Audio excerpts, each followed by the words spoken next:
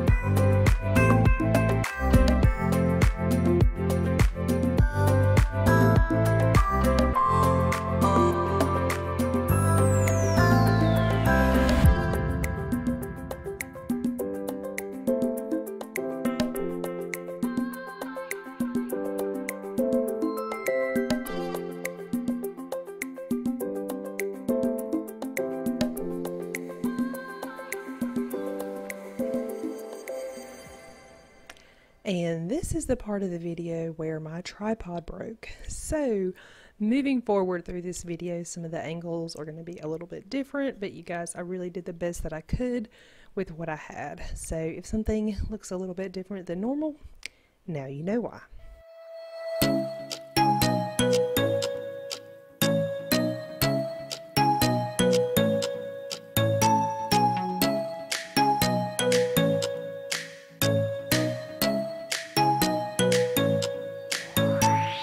Now it's time to start on some laundry. I will be doing a little bit of laundry kind of off and on throughout the rest of this video.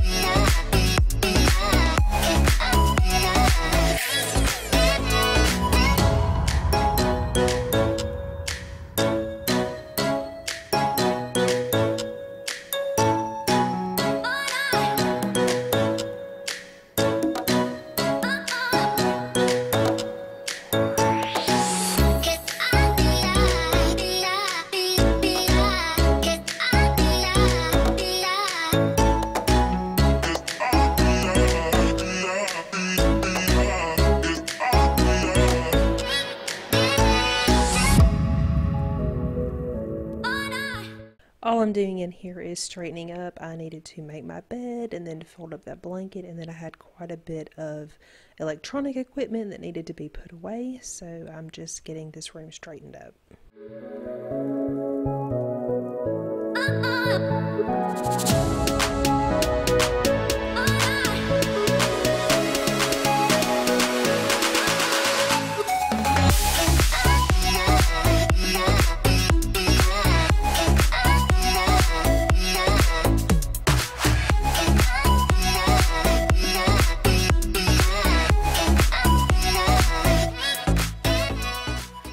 In case you noticed, yes, I did change shirts. As the day has gone today, it has just gotten a lot hotter, so I needed to get rid of those sleeves.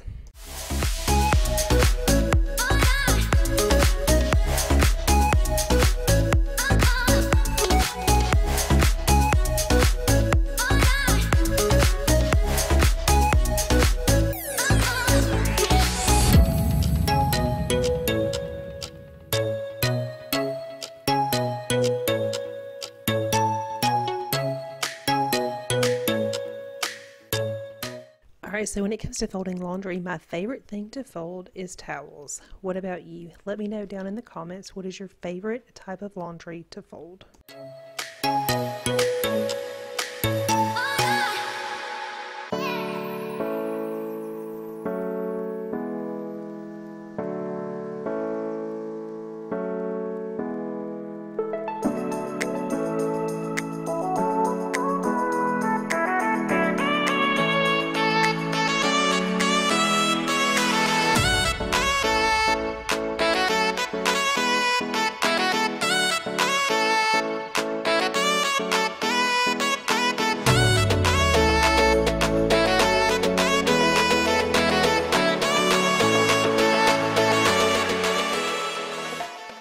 Now it's time to give my diffusers a good clean. This is something that I do like to do about once a month. Really all you need is a good soft cloth, some alcohol, some Dr. Bronner's Castile soap, and some Q-tips. You also want to make sure that you unplug your diffusers while you're doing this. Then all you're going to do is take your rag, get it nice and wet, and then you're going to use a little bit of Castile soap on there just so that it will clean it really well. You don't really have to use this. I do like to use it. Clean Mama suggests it, so I like to follow a lot of her recommendations. And then you just take the top off, and then you're going to dump out any water that's still in there. Then you're going to use your cloth to just kind of wipe it out. If you have any oily residue that's in there really good, you might want to get some lemon essential oil and then just put it on a little pad or cotton ball or something like that, and then it will wipe it right out. You can see here I was out of lemon oil, so I just used the Citrus Burst and it worked really well. I had a spot of oil that didn't really want to come off, but this took it right off very easily.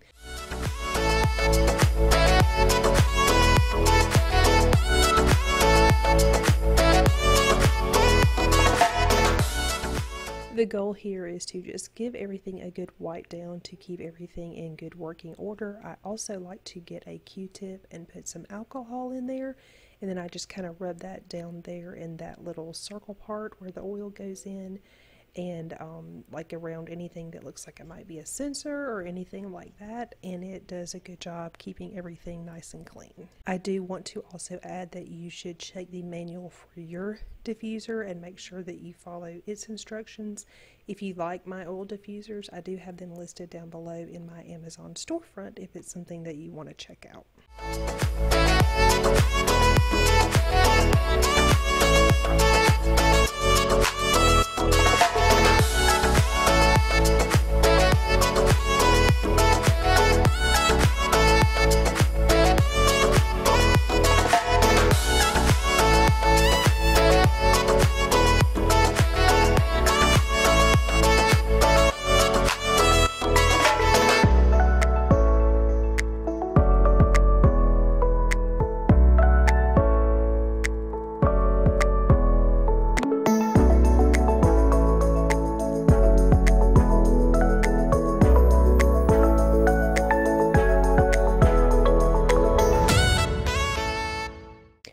anybody else sometimes notice that your kitchen chairs get filthy, disgusting? Alright, so that was the case for these kitchen chairs. It was definitely time for them to have a good wipe down. I'm just going to be using my e-cloth for these. I've just got a wet e-cloth. I'm going to wipe them down, and then I'm going to use the polishing cloth to just wipe them off really good. You don't necessarily have to do this, but because my chairs are black, if I don't dry them, they will have streaks.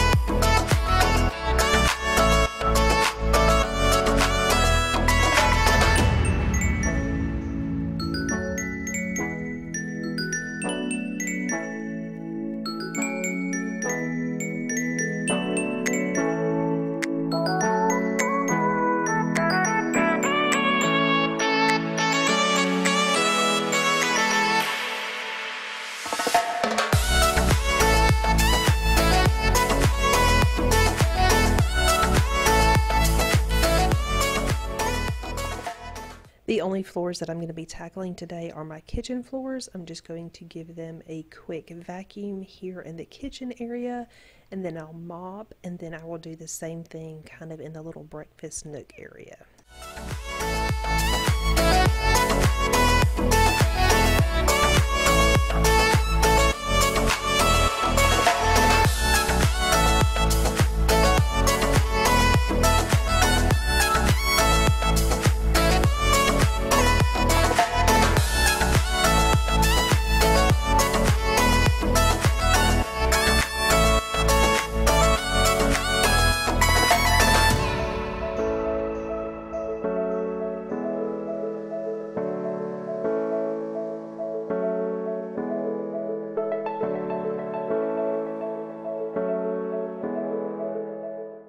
I am finally going to give my new O-Cedar mop a try. This is my first time using it, and I was so excited.